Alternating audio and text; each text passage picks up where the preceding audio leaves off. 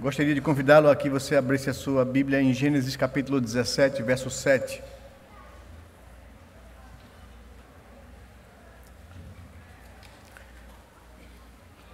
Todas as vezes que temos a oportunidade de ministrar o selo da aliança do Senhor aos nossos filhos, às crianças da igreja, eu sempre procuro trazer uma palavra de instrução à igreja em relação a isso.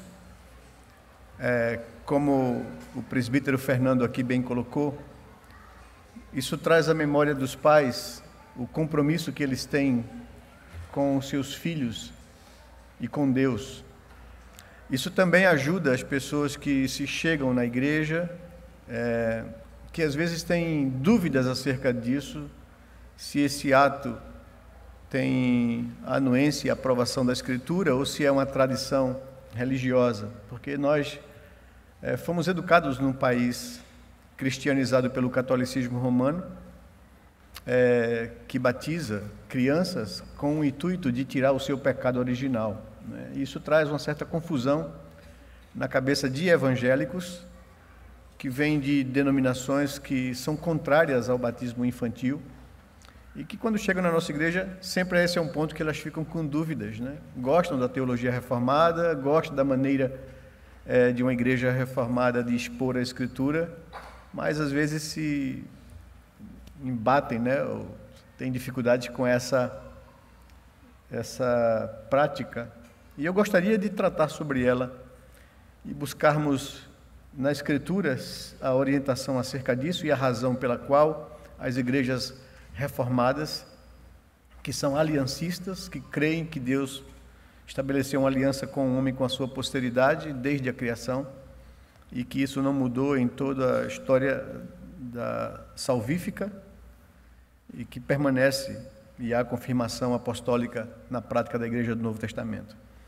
Então, o livro de Gênesis, capítulo 17, verso 7, quando Deus está entrando ou fazendo uma aliança com Abraão, ele diz o seguinte no verso 7: estabelecerei a minha aliança entre mim e ti e a tua descendência no decurso das suas gerações, aliança perpétua, para ser o teu Deus e Deus da tua descendência ou da tua posteridade. Vamos orar ao Senhor. Pai amado, nós queremos te louvar de coração pelo privilégio que o Senhor nos concede de nos convidar a estar em tua presença, te adorando, te louvando, te bendizendo, ouvindo a tua palavra, lendo a tua palavra, te buscando em oração, colocando diante do Senhor as nossas vidas, com tudo que somos e que temos, inclusive a nossa própria natureza caída e pecaminosa, que tantas vezes agride e fere a tua santidade. E por isso nós, além de te adorar, de te exaltar, nós nos achegamos ao Senhor para admitir e confessar os nossos pecados e culpas diante do Senhor, na certeza de que o Senhor já providenciou o perdão naquela cruz. Louvado seja o teu nome, pelo sacrifício do teu amado Filho, o nosso Salvador, Redentor. Nós agradecemos ao Pai amado, porque ainda que pecadores, fomos regenerados, justificados da nossa culpa e pecado, acolhidos pela tua bondade e graça, adotados como filhos do Senhor, colocados na família de Deus, a igreja do Senhor. E ainda que tudo isso, carregamos a nossa natureza ainda imperfeita, caída e pecaminosa, e que por causa disso, muitas vezes pecamos contra o Senhor. E nos achegamos ao Senhor para confessar isso e pedir a tua misericórdia e graça. Pedir que o teu Espírito, que o Senhor fez habitar em nós, possa nos ajudar a viver uma vida longe do pecado, a crescer em santificação, a nos deixar moldar pelo teu Espírito para nos tornarmos cada dia semelhantes a Cristo, o teu Filho amado, o nosso Redentor, o homem perfeito que nós queremos seguir e imitar. Ajuda-nos, ó Senhor Deus, nessa caminhada de santificação. para que a nossa vida possa glorificar o Teu nome no meio em que o Senhor nos colocou, para que sejamos luz no mundo, Senhor Deus, e para que nós não venhamos envergonhar o Teu nome. Perdoa, pois, os nossos pecados, lava-nos completamente. E agora, nesse momento, Pai, ilumina nossa mente, abre o nosso coração, fala-nos pela Tua palavra, aplica as verdades da Tua palavra pelo Teu Espírito em nossa vida, para que sejamos firmes de convicção e saibamos, ó Senhor Deus, em quem cremos e por que cremos. Ajuda-nos a compreender a Tua palavra, fala-nos, é o que nós te pedimos em nome de Jesus, Pai. Amém, Senhor Deus, amém. Estabelecerei a minha aliança entre mim e ti e a tua descendência no decorrer das suas gerações. Aliança perpétua, para ser o teu Deus e Deus da tua posteridade, Deus da tua descendência, né? Essa é a promessa de Deus contida aqui a Abraão e renovada a todos os seus filhos, descendência. Quando nasce Isaque, Deus renova essa mesma aliança. Jacó, Deus renova essa mesma aliança. E Deus estabelece a aliança com essa descendência que ele separa para si, do qual veio o Messias, né, da linhagem de Davi, da tribo de Judá, para ser o Salvador do mundo e assim cumprir a promessa que ele deu a Abraão. Em todas as famílias da terra serão abençoadas pela salvação de Deus. E nós somos, então, o resultado disso. Nós que estamos aqui, que fomos alcançados por essa mensagem do Evangelho, né? E nos alegramos muito em poder chegar aqui diante de Deus. A pastoral do boletim fala sobre isso. Filhos são herança do Senhor, herança da aliança de Deus com o homem e com a sua posteridade, né? O nosso Deus tem sido generoso com nossa igreja. Ele tem dado a vários jovens casais bênçãos de terem filhos, aos avós de terem seus netos. Eles têm visto as promessas da aliança do Senhor se cumprindo em suas vidas. O nosso Deus é o Deus da aliança e os nossos filhos são herança do Senhor. Essa é a convicção que havia no coração de todo o povo de Israel no Antigo Testamento, né? Quando Deus chamou Abraão da sua terra, da sua parentela, a ir à terra que Deus havia mostrado, e entrou com essa aliança. E Deus estabeleceu as cláusulas da aliança. O texto de Êxodo, capítulo 20, quando Deus entrega a lei moral dele, que são as cláusulas dessa aliança de Deus com o homem. O texto de Êxodo 20, o Senhor nosso Deus está entregando os 10 mandamentos ao seu povo, sua lei moral, para ser observada por eles, que são seu povo. No verso 2 de Êxodo 20, ele diz quem ele é e o que ele fez, estabelecendo isso como base para a nossa obediência às cláusulas da aliança com ele. E a primeira cláusula é essa: não terás outros deuses diante de mim. A segunda: não farás para ti imagem de escultura com o fim de adorá-la e prestar-lhes culto. O Senhor está advertindo o seu povo contra o paganismo, contra a idolatria. Então ele justifica a razão pela qual ele entrega essas 2 primeiras cláusulas da aliança. Ele diz: porque eu sou Deus zeloso, justo, sou o Senhor, o Criador do universo, o mantenedor do universo e da vida, sou o teu Deus e visito a iniquidade dos pais nos filhos até a 3ª e 4ª geração daqueles que me aborrecem, né? Ou seja, eu visito com justiça o homem em rebelião contra mim, né? E visito com justiça até a 3ª e 4ª geração daqueles que me aborrecem, que me odeiam, que se voltam contra mim.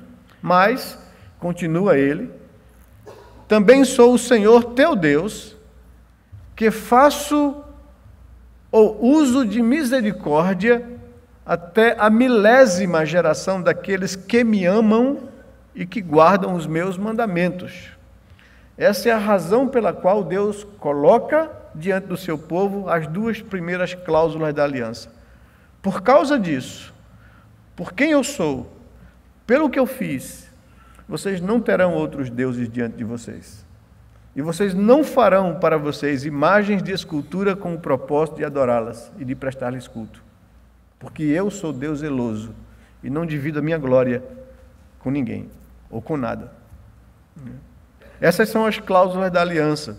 E é com base nos termos da aliança do Senhor que Deus faz com o seu povo, que agora Ele ordena aos pais que tragam os seus filhos para receberem o selo da aliança que Ele estabeleceu. No Antigo Testamento, a circuncisão. No Novo Testamento, o batismo. No Antigo Testamento, a circuncisão para todo filho homem, que representa a responsabilidade da família, que vai ter uma esposa sob os seus cuidados e proteção e filhos. No Novo Testamento, essa restrição é tirada e se abre para todo ser humano, homem e mulher, e estabelece o batismo como selo dessa aliança. É com base, então, nessa aliança que Deus estabelece com o homem, que ele, então, coloca o selo da aliança no Antigo Testamento e no Novo Testamento. Gênesis capítulo 12, se você quiser vir comigo, nos primeiros 3 versículos, ele então estabelece o selo da aliança. E ele diz: ora, disse o Senhor a Abraão, sai da tua terra, da tua parentela e da casa de teu pai, e vai para a terra que te mostrarei. De ti farei uma grande nação, e te abençoarei, e te engrandecerei o nome. Sê tu uma bênção. Abençoarei os que te abençoarem, e amaldiçoarei os que te amaldiçoarem. Em ti serão benditas todas as famílias da terra, ou em ti serão abençoadas, ou afetadas, ou atingidas todas as famílias da terra. Deus tinha em mente, então, o propósito de enviar o Messias através desse povo que ele separou e tomou para si. É com isso em mente que Davi escreve o Salmo 41, que serviu de base para a nossa liturgia. Ao pecar, e como consequência do pecado, obter a difamação e a falsidade daqueles que lhe odiavam, e até mesmo, como ele diz, a decepção de aqueles que sentavam comigo e comiam comigo à mesa, né, me falarem falsamente, por causa do meu erro e pecado. Né? E agora desejarem o meu mal, Senhor, por causa da aliança que o Senhor fez comigo, por causa da tua misericórdia para com a minha vida, apesar de eu ser um pecador indigno, né? Faça a justiça e não deixe que o meu nome, né, caia na vergonha por causa da minha culpa. Essa é a oração de Davi no Salmo 41, buscando de Deus a misericórdia e apelando para a aliança que Deus fez com ele, apesar de saber-se indigno, né, do favor de Deus. Então, por causa dessa aliança feita com Abraão, por causa do povo que vem em consequência disso, Davi, né, que ele clama a Deus por isso. Deus entra, então, com essa aliança. No capítulo 17, que nós tomamos por base, aqui Deus estabelece, então, essa aliança, e no verso 8, ou no verso 9 em diante, ele estabelece o selo da aliança. Do verso 9 ao verso 11, diz que disse mais Deus a Abraão: guardarás a minha aliança, tu e a tua descendência, no decorrer das suas gerações. Esta é a minha aliança, que guardareis entre mim e vós e a tua descendência. Todo macho entre vós será circuncidado. Circuncidareis a carne do vosso prepúcio, será isso por sinal da aliança entre mim e vós. Então aqui Deus está estabelecendo o selo, e o selo era a circuncisão. Hoje nós diríamos uma pequena cirurgia de fimose na criança aos 8 dias de nascido. Porque Deus diz: a minha aliança estará na vossa carne.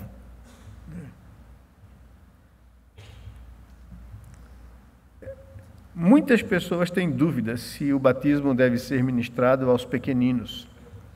E por causa dessas dúvidas, impedem os seus filhos de receberem essa bênção, esse selo da aliança. No Antigo Testamento era a honra e era a declaração de Deus de que aquele filho nascido daquela família da aliança estava debaixo da proteção de Deus e seria criado nesse ambiente de proteção sob os olhos de Deus, né? Que Deus tratava o seu povo com especial atenção e singularidade. O povo com quem ele mesmo entrou em aliança. E nós afirmamos, olhando para o texto do verso 7, do capítulo 17, 4 coisas. A primeira delas é que foi Deus quem estabeleceu a sua aliança, não foi o homem. Foi Deus quem declara: estabelecerei a minha aliança entre mim e ti.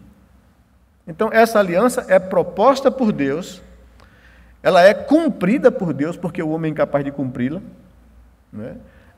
Pedro e Priscila, como eu e Gena, há 30 anos atrás, também fizemos os mesmos votos, mas com a consciência de que nós necessitávamos urgentemente da graça de Deus para poder não estragar, não ser tropeço nesse voto, porque esse voto implica a bênção de Deus e a nossa obediência. E como nós somos pecadores e falhos, muitas vezes vamos falhar nos votos que nós fizemos a Deus. E por causa disso, precisamos urgentemente do favor de Deus, da graça de Deus, da misericórdia de Deus, para que os nossos erros não afetem ou prejudiquem a vida dos nossos filhos, debaixo da aliança do Senhor. Então, é com temor e tremor, né, e com muito senso de responsabilidade que um pai da aliança, que uma mãe da aliança, vem à frente para colocar o seu filho para receber o selo da aliança. Essa aliança, a gente vai ver aqui, não garante magicamente ou automaticamente nada. Ela passa pela via da instrução, da educação, do exemplo, né, da oração, do sofrimento, até que seja formado nos nossos filhos o caráter de Cristo Jesus. Eles crescem debaixo dessa aliança, que serve como promessa e proteção. E Deus diz que se nós educarmos os nossos filhos no caminho que eles devem andar, ainda que forem velhos, não se desviarão dele. É a promessa de Deus. Há exceções? Há exceções. Por causa da nossa própria incapacidade e falhas. De filhos se perderem. Por não observarmos com atenção, temor e tremor a nossa responsabilidade como instrumentos de Deus para gerar no coração dos nossos filhos temor a Deus e amor a Deus. Há exceções? Há. Mas as exceções não quebram a aliança que Deus fez com o seu povo. O normal e o geral é que filhos de pessoas que amam o Senhor, que estão debaixo dessa aliança, que constroem um lar, um ambiente seguro, e de paz, e de modelo, e de exemplo de temor a Deus, os filhos vão seguir nesse caminho. É promessa de Deus. E eu sempre brinco com isso, dizendo que se por um acaso, por uma exceção, um filho da aliança se perde, né, ou Deus falhou nas promessas, ou nós falhamos na nossa missão. E aí você escolhe qual a opção, né? A ou B. E como a Bíblia diz que Deus não é homem para mentir, não é filho de homem para se arrepender, quando Ele promete, Ele cumpre, então sobrou para a gente, né? A responsabilidade. Né? E quem entende a doutrina da aliança, né, não lava as mãos, dizendo: eu não vou apresentar o meu filho para receber o selo da aliança, porque isso é uma questão dele com Deus. E eu digo: você não entendeu a aliança. Você não entendeu porque Deus lhe concedeu filhos. Você não entendeu o propósito da família. Não é? Deus faz um pacto. Foi Deus quem estabeleceu a aliança. É Ele quem tomou a iniciativa. Estabelecerei a minha aliança entre mim e ti. Essa aliança, também o texto nos ensina, é feita por Deus entre Ele e o que crê. Abraão, se você crê em mim e confiar em mim, e sair da tua casa, da tua terra, da tua parentela e ir para uma terra que eu vou te mostrar, eu serei o teu Deus e estabelecerei contigo essa aliança. Então, essa aliança é para aquele que crê, que confia, que atende ao convite de Deus de entrar em aliança com Ele. Estabelecerei a minha aliança entre mim e ti e a tua descendência no decurso das suas gerações. Essa aliança inclui o homem e toda a sua descendência. É para você e para os seus filhos. É para você e para o decurso de suas gerações. Serei Deus de misericórdia, até a 1000ª geração daqueles que me amam e guardam os meus mandamentos. Essa é uma aliança que inclui o homem e toda a sua descendência. Os meus filhos são do Senhor. Os meus filhos estão debaixo da aliança. O decurso das gerações dos meus filhos estão debaixo da aliança do Senhor. Se permanecermos com temor, tremor e obediência às cláusulas da aliança que Ele estabeleceu. Se buscarmos do Senhor a graça necessária para vivermos com temor e tremor diante dEle. Em quarto lugar, o texto também nos diz que essa aliança implica em Deus ser o nosso Deus e Deus dos nossos filhos. É Ele que está dizendo isso. Eu serei o teu Deus e Deus dos teus filhos, da tua descendência. É Deus quem vai atrair, é Deus quem vai usar a vida dos pais, a instrução, o ambiente da casa, o exemplo da vida, para inculcar no coração dos filhos o temor a Ele, o amor a Ele, o desejo de viver para Ele. E os nossos filhos, quando chegam nessa consciência de idade adulta, eles mesmos assumem isso com Deus, entrando eles com Deus na aliança, para estabelecer uma família e poder dar curso a isso. Então, por que pessoas têm essas dúvidas? Porque não são instruídas nessa aliança, na teologia da aliança, que está em toda a Bíblia. Passa toda a Bíblia, desde o Antigo Testamento ao Novo Testamento. E em nenhum momento é quebrado. E aqui eu queria mostrar para vocês isso, com mais fundamentação da Escritura. Os apóstolos tiveram dificuldade, não tiveram dificuldade com isso, pois conhecendo a prática do Antigo Testamento, que eles eram judeus, de que as crianças eram incluídas na aliança, não só ensinaram isso, como batizaram famílias inteiras.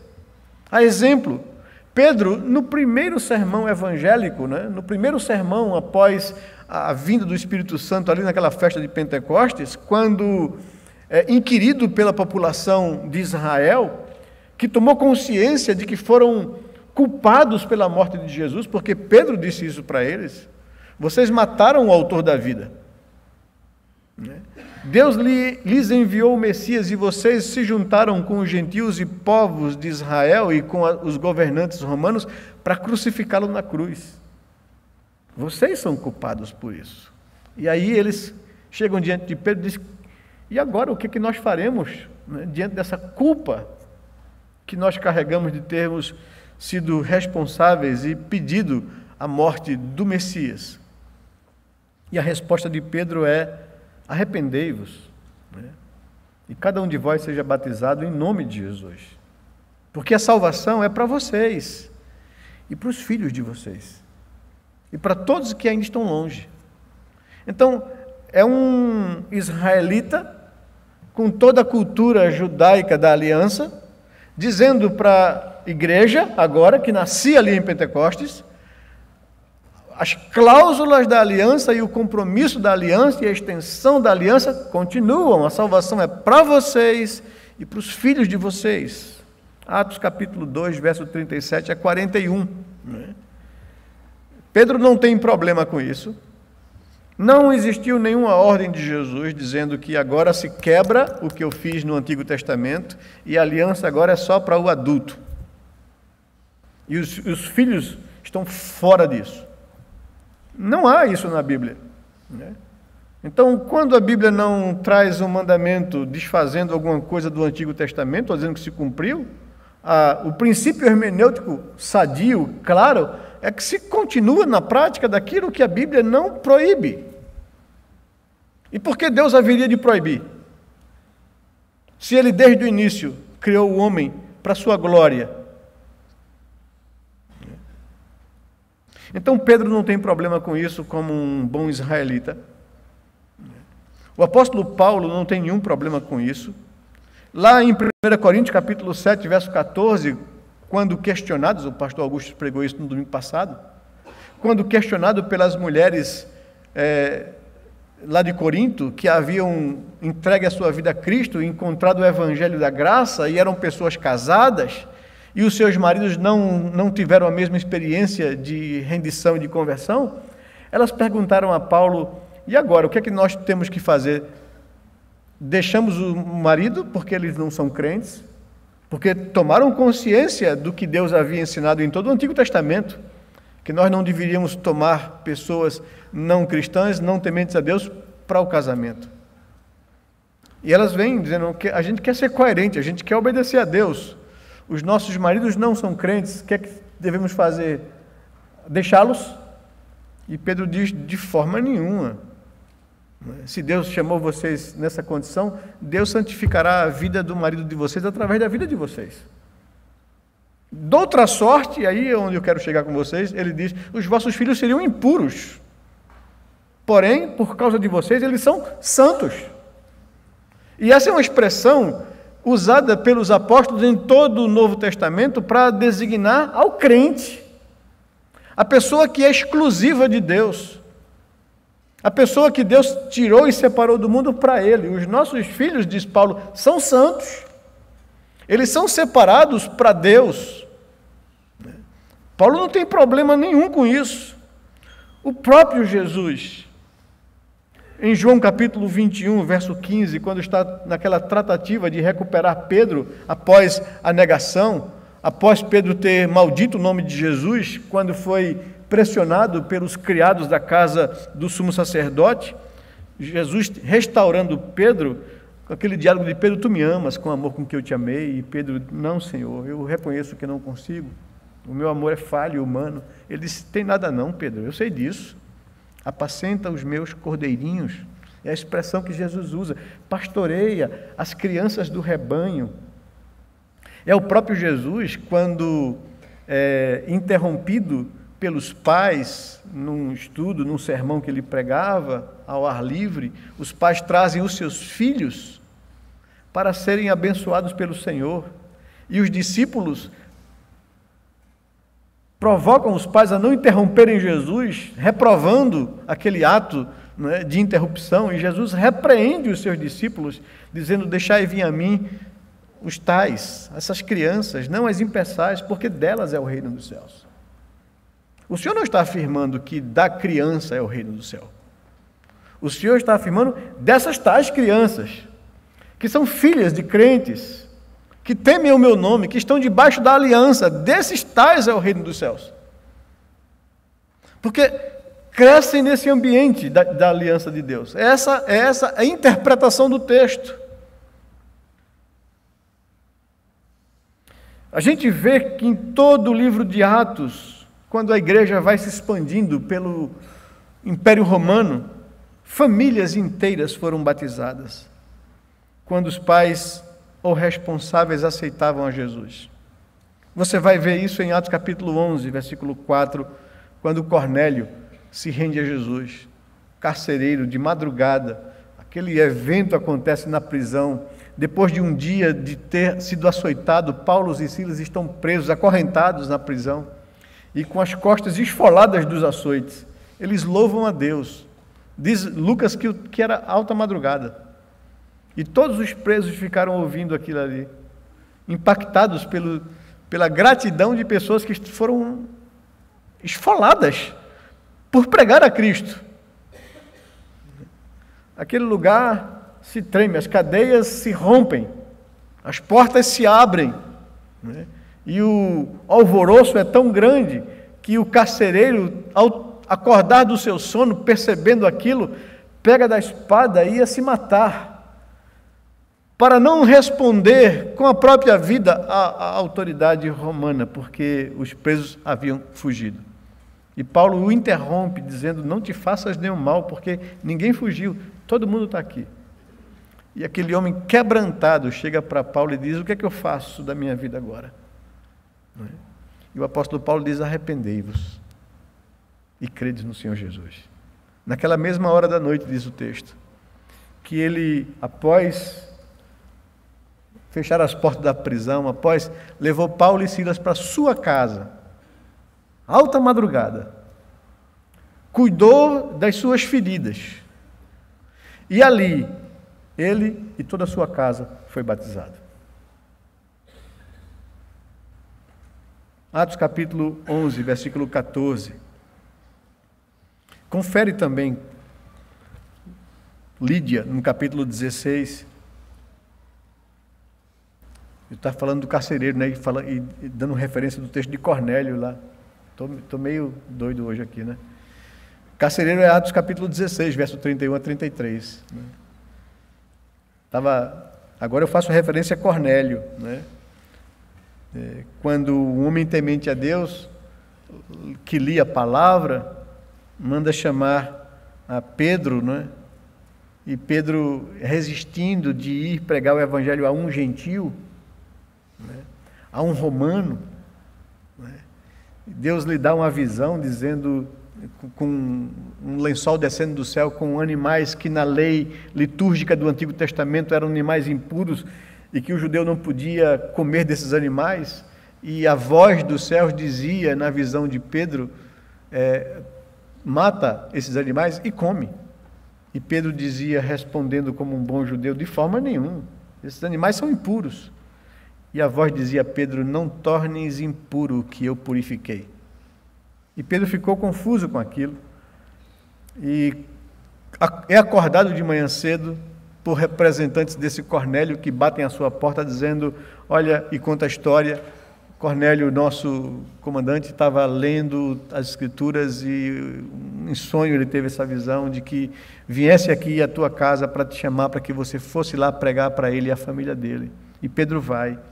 E quando Pedro está pregando, Deus manifesta graça e faz com que a experiência naquele momento com a Cornélio e sua família aconteça a mesma coisa que aconteceu naquele dia de Pentecostes. E Pedro diz: Deus de fato abençoou, entendi a visão, Deus está chamando os gentios a arrependimento e a fé. O que nós consideramos impuros e indignos, Deus está dizendo que não tornes indigno o que eu purifiquei. A salvação é para todo homem, né? E Cornélio foi batizado com toda a sua casa. A mesma coisa ocorre lá em 16, não mais com carcereiro, mas com Lídia, Atos 16. Aquela mulher está à beira de um rio, onde os apóstolos Paulo e Silas haviam ido para orar e ficar em paz, e encontrando aquelas mulheres, começaram a pregar o evangelho para as mulheres que lavavam suas roupas no rio. E uma mulher chamada Lídia, vendedora de púrpura, ouvindo a palavra de Deus, Deus lhe abriu o coração para que ela entendessem o evangelho, e ela creu. E ela convidou os apóstolos a irem à sua casa, e eles foram. Batizou Lídia e toda a sua família, Atos capítulo 16, verso 15. O apóstolo Paulo, escrevendo a carta aos Coríntios, no capítulo 1, verso 16, diz que havia batizado a família de Estéfanas lá em Corinto. Atos capítulo 18, versículo 8, diz que Crispo foi batizado com toda a sua casa. Então, essa era uma prática comum e corriqueira dos apóstolos em todo o Novo Testamento. O homem cria, o pai cria, o líder da casa cria, e toda a sua família era beneficiada pela aliança. O batismo no Novo Testamento substituiu a circuncisão do Antigo Testamento, e ambos têm o mesmo significado para Deus. Paulo instrui isso quando escreve a carta aos Colossenses, no capítulo 2, no verso 11 e verso 12, ele faz essa comparação entre a circuncisão e o batismo. E ele diz o seguinte, no capítulo 2, no verso 11, se você quiser então aqui conferir comigo. Ele diz que nele, em Cristo, também fostes circuncidados. Está falando para a igreja gentílica, e não para judeus. E a igreja gentílica não praticava a circuncisão. E ele diz, nele também fostes circuncidados, não por intermédio de mãos, mas no despojamento do corpo da carne, que é a circuncisão de Cristo. É isso que ela simboliza, é isso que ela significa. Tendo sido sepultados juntamente com ele no batismo, no qual igualmente fostes ressuscitados mediante a fé no poder de Deus, que o ressuscitou dentre os mortos. E é isso que o batismo significa. A aplicação da obra de Cristo no coração da pessoa.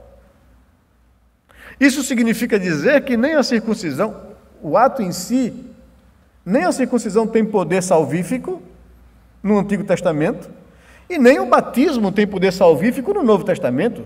São símbolos. Né? Da mesma forma como, para que a gente chegue próximo à nossa cultura, né? Uma cerimônia de casamento, ela sempre é selada com os anéis, com a troca de anéis, das alianças, né? São chamados assim esses anéis, por causa da aliança que o homem faz com a sua mulher e a mulher com o seu esposo. De se entregarem um ao outro, de entrarem numa aliança de vida. E o anel ou a aliança é símbolo. Ele não tem poder mágico para fazer com que a gente cumpra o que a gente prometeu, mas ele me lembra do que eu prometi. Ele é selo da aliança, da mesma forma a circuncisão no Antigo Testamento, da mesma forma o batismo no Novo Testamento. E o apóstolo Paulo está fazendo essa comparação, né, de que os cristãos que nunca passaram por uma cerimônia de circuncisão foram circuncidados em Cristo Jesus. Não por mãos humanas, mas no despojamento do velho homem. Que é isso que significa o selo da aliança. E ele diz, é isso que significa o batismo. Que vocês foram mortos em Cristo Jesus. Os seus pecados foram pagos naquela cruz. Esse velho homem que vivia em rebelião contra Deus morreu ali. E quando Cristo ressurge, você ressurge com uma nova criatura. Você nasce de novo para viver para Deus, né? É isso que o batismo significa. É isso que você declara quando vai professar a sua fé. Aí você diz, pastor, tudo bem, entendi.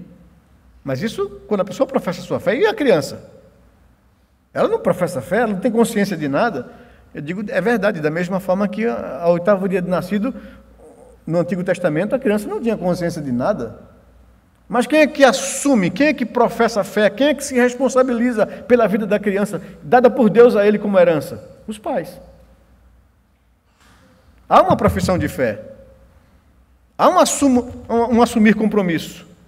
Os pais assumem compromisso de ser instrumentos na mão de Deus para abençoar a vida dos filhos. E Deus usa a família e os pais como instrumento para que aquela criança cresça no temor do Senhor, na proteção da aliança e venha a servir a Deus na vida. É isso que acontece. Então, o batismo no Novo Testamento substituiu a circuncisão do Antigo Testamento, e ambos têm esse mesmo significado espiritual, simbólico, né? E Paulo está falando disso. O batismo aqui por ele é chamado da circuncisão de Cristo, né? E por fim, para encerrar, que meu horário já foi para o beleléu. O batismo, declaramos com todas as letras, e preste atenção a isso. O batismo não salva. Nós não somos católicos romanos para afirmar isso. O batismo não tem poder regenerativo, em hipótese alguma. O batismo não salva, e nós não batizamos os nossos filhos para salvá-los. Nós batizamos os nossos filhos na esperança de que eles estão debaixo dessa aliança, que vai levá-los à salvação. É isso que significa o trazermos os nossos filhos aqui. O consagramos a Deus em obediência à aliança, pela fé, de que Deus vai usar a nossa vida com toda misericórdia e graça para levar os nossos filhos à consciência de quem Deus é, de quem eles são, e de que eles, arrependidos, entreguem as suas vidas a Deus e vivam para a glória do Senhor. Quando batizamos os nossos filhos, estamos crendo nas promessas da aliança do Senhor, bem como estamos nos comprometendo em servir como instrumento nas mãos de Deus para formar nos nossos filhos o caráter de Cristo Jesus. Meu filho é meu discípulo. É isso que os pais têm que ter consciência.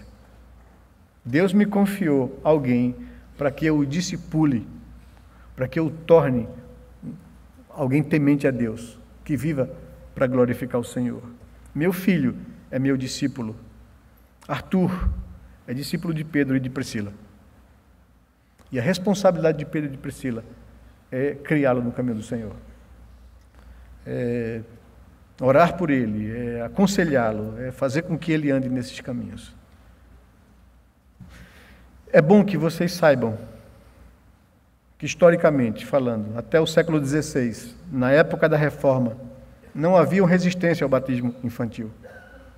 Só um grupo conhecido como anabatistas questionavam isso no século XVI.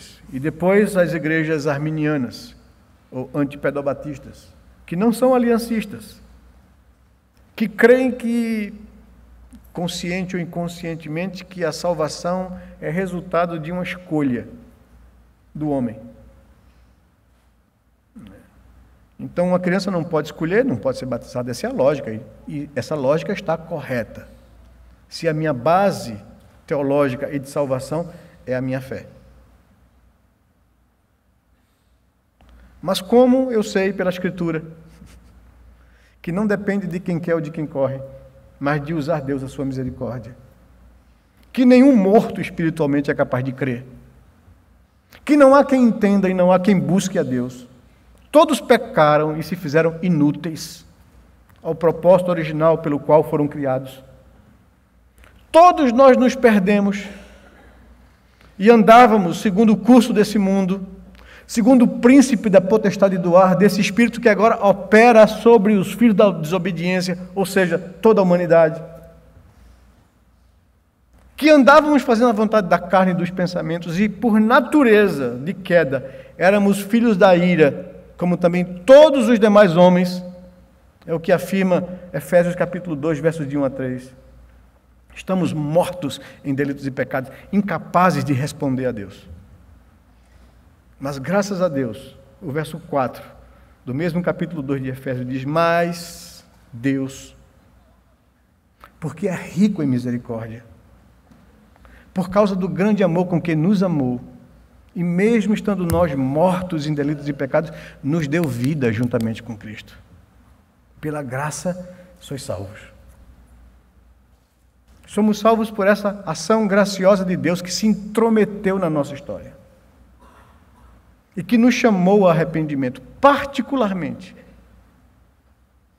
e que nos fez e entrou conosco com aliança de ser o meu Deus e Deus da minha posteridade. E disse que abençoaria nessa aliança perpétua a mim e a minha descendência no decorrer dos seus anos. E que faria misericórdia até a 1000ª geração daqueles que o amam e guardam os seus mandamentos. É baseado nisso, na promessa, na graça, na misericórdia de Deus, que nós andamos com o Senhor, que nós casamos, que nós professamos a nossa fé, que nós temos filhos dados por Ele, que nós consagramos esses filhos a Deus, colocando sobre eles o selo da aliança do Senhor, e assumimos a responsabilidade de criá-los no caminho do Senhor, na instrução do Senhor, na disciplina do Senhor, sendo para eles exemplo de vida, intercessores, conselheiros, pais, pastores, líderes espirituais. E que Deus vai cobrar a vida deles, de nós. E nós não fugimos dessa responsabilidade. Só dizemos a Deus: Senhor, tem misericórdia, porque nós não somos suficientes para isso. Tenha compaixão da nossa vida e não permita que sofram vexame os nossos filhos que esperam em nós. que por causa da nossa vida, ou falhas, ou pecados, eles venham a sofrer e se desviem, se distanciem do Senhor. Tenha misericórdia.